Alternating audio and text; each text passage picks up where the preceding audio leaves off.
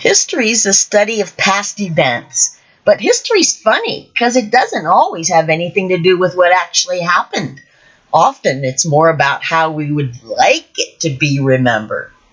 But I think that real history, what really went on, is much more interesting.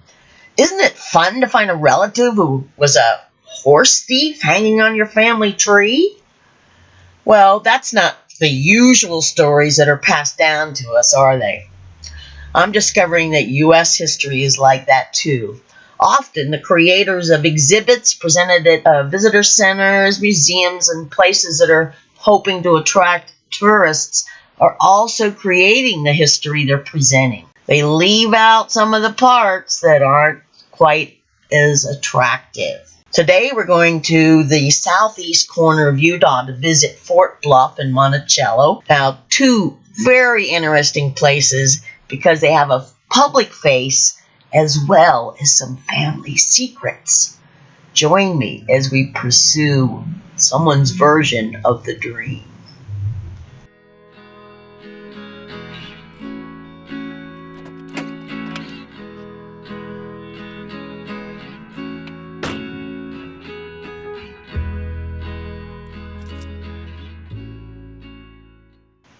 I like forts, and I stop at a lot of them. So I should actually have a bumper sticker that says, I break for forts. When I saw I was going to go past Fort Bluff, I knew I was going to stop. But Fort Bluff's not actually a fort. First, I have to tell you a story, because it reminded me of a time my friend and I went to see a movie in a bar. We were traveling cross country, and we saw an ad in the local paper. It was unique, so we went. And after the movie, we filed out of the theater into the bar just like everybody else. After a while, my friend said, "Do you notice anything different?" I looked around. Looked like a bar. The lights were low. People were dancing. We were the only women. We were in a gay bar. We got up and we got out of there. Afterwards, we thought, well, why did we do that? That would have probably been the safest place to be. It was the shock of the thing, the shock of thinking it's one thing and then suddenly realizing it's something else. Fort Bluff was like that to me because it's not a real fort. It was never a military fort, at least. It's self-proclaimed. Actually, it's a replica of an 1880 Mormon settlement built in the style of a fort to protect the settlers. Now that's interesting because one reason often given for settling in that area was that the settlers had been called to a peace mission with the Indians and even possibly to proselytize to them. So that's the story, and it is well displayed, very, very well displayed in this replica settlement. All but one of the buildings here is reconstructed, and all are filled with authentic pioneer furnishings. Each of the cabins has recordings, and they tell the story of one of the founding Mormon men, along with his wives. Now, they don't make a big deal about it, but they don't hide the fact that they had multiple wives. There are photos of all the wives as well as their accomplishments. A lot of money's gone into this exhibit. It's free, it's open year-round, open to the public. It really is worth your time to stop and look at it. It's a great example of a pioneer settlement. So let's talk about that part for a moment. The journey from central Utah took 6 months. There were 250 men, women, and children. They traveled 260 miles to answer a call from the Latter-day Saints leader Brigham Young to settle in this area. They spent almost 2 months blazing a hole through a canyon wall that would be big enough to bring a wagon through it. They also then had to build rails so that the wagons could be hauled down and brought through the gap and then back down on the other side. On January 26, 1880, about 40 wagons were taken through the hole in the rock.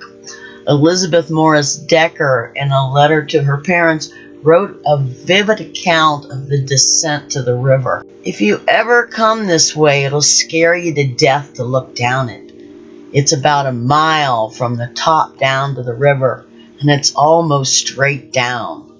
The cliffs on each side were 500 feet high, and there was just room enough for a wagon to go down. It nearly scared me to death.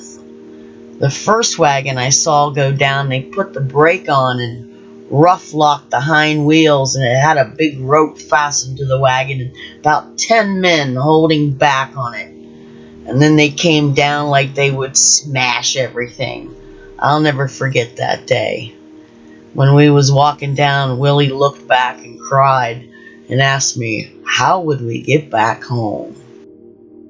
And when it got to the place they called Bluff, Decker described it as the roughest country you or anyone has ever seen. It's nothing in the world but rocks and holes, hills and hollows. Mountains are just one solid rock as smooth as an apple.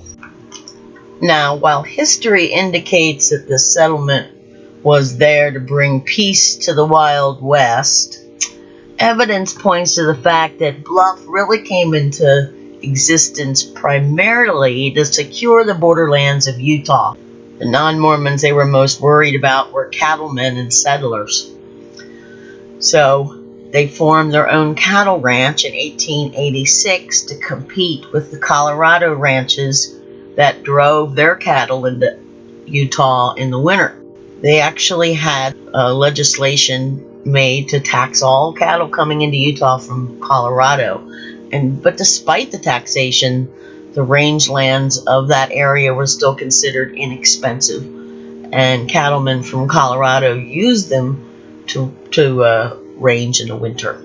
So the settlers of Bluff encouraged other Mormons to come into the area in order to fill the range with Mormon cattle. Disputes and conflicts between Mormons and non-Mormon cattlemen continued well into the 1890s.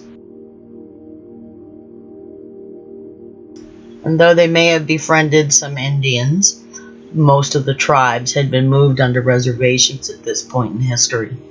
The Mormon settlers plowed the fields, throwing away the plants that the native tribe people relied on to live.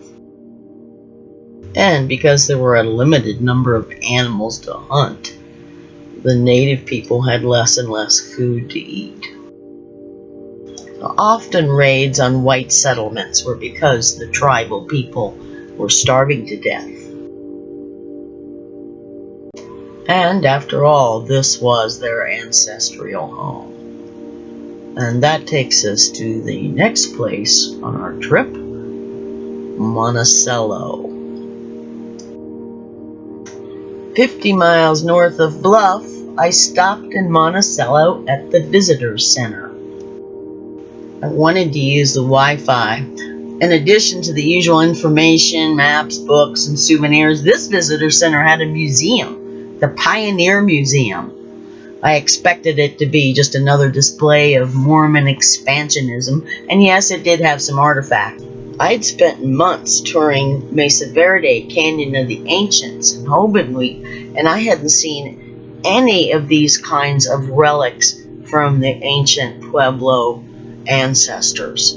I was really excited. In fact, I said something to the attendant about how amazing their collection was. Let's take a look.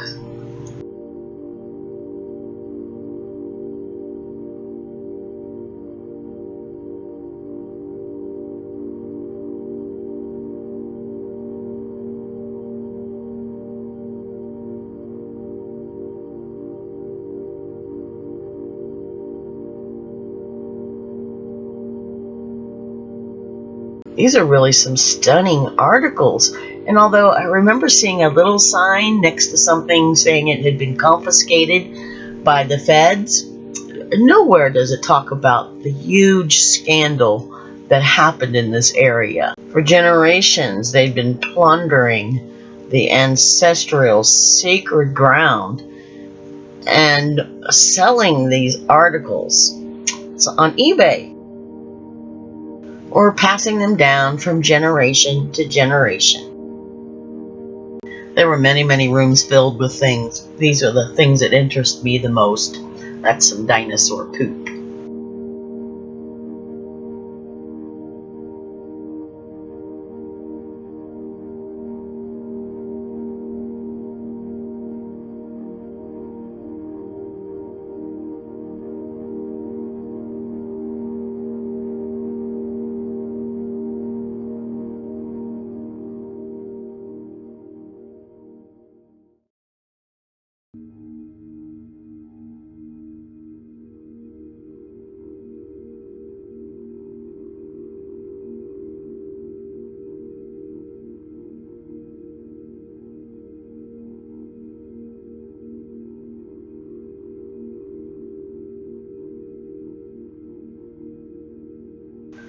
There was another building outside, and I went around, but it was locked. And I don't know anything about tractors, but apparently this is a big deal. They have a big Ford tractor stored inside this building.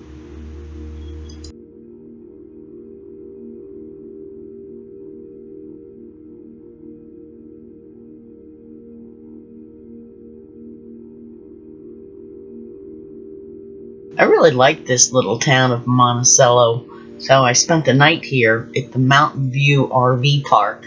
It's on the edge of town. It's $30 a night for a full hookup. That was my view from the front. And when I explored the town, I found this little pioneer park.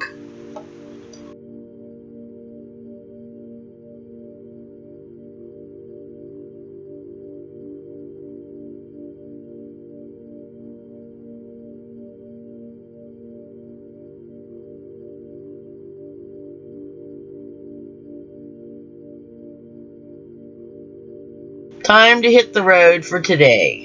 If you enjoyed watching the video, please subscribe, give me a comment. Check out my blog and my Facebook page too. Keep coming back, and I'll keep making videos, and we'll pursue the dream together. Thanks.